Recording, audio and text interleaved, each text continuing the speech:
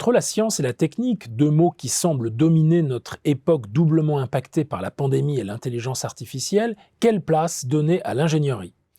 L'ingénieur, en effet, dont on célèbre l'excellence en France, grâce notamment à quelques écoles et quelques entreprises reconnues, n'est ni un scientifique, qui est d'abord un théoricien, ni un technicien auquel on ne demande pas d'avoir une vue d'ensemble du système.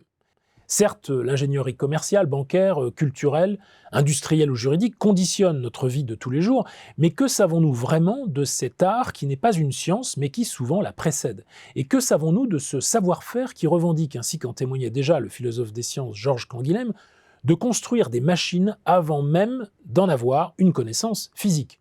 En réalité, l'ingénierie peut d'abord être vue comme un ensemble de procédés qui se donnent pour but de modéliser un objet en vue de vérifier l'efficacité de son action. Cette proposition de définition, c'est celle que suggèrent deux chercheurs du Centre de recherche sur les risques et les crises de mines ParisTech, Franck Garnieri et Sébastien Travadel, dans un livre intitulé simplement « Petite philosophie de l'ingénieur ». Et ici, les auteurs semblent poursuivre trois objectifs singuliers. Le premier est à caractère historique. Selon eux, le terme d'ingénieur apparaît en France au milieu du XVIe siècle pour signifier un rapprochement entre un savoir théorique et une application pratique. Ils insistent en particulier sur la personne de Gottfried Wilhelm Leibniz, le philosophe allemand, qui est celui qui donnera à la science utile ses lettres de noblesse académique. Theora cum praxi, allié théorie et pratique, réflexion et action, c'était d'ailleurs là sa devise, supposé nous ouvrir les portes d'un monde meilleur ou d'un meilleur monde possible, bientôt raillé par Voltaire dans son Candide. Le second est de défendre une manière de penser le monde qui puisse le transformer concrètement. L'ingénierie est un exercice où l'inventivité a toute sa part, où le pouvoir symbolique joue un rôle aussi important que la capacité de transformation concrète du monde. Pour les auteurs, l'esthétique de l'ingénierie doit s'interpréter comme une mise en relation du réel avec un idéal et dénoue à ce titre le hiatus entre l'idéal et l'efficace.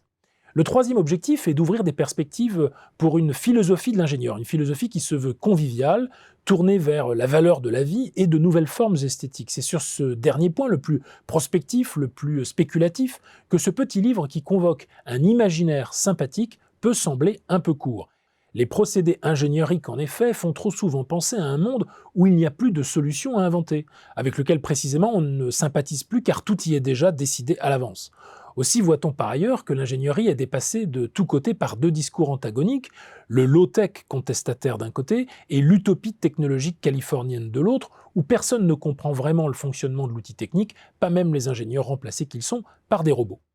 En conséquence, il faudrait revenir à la définition qu'Ivan Illich donnait de la société conviviale qu'il appelait de ses vœux, celle où l'outil moderne est au service de la personne intégrée à la collectivité et non au service d'un corps de spécialistes.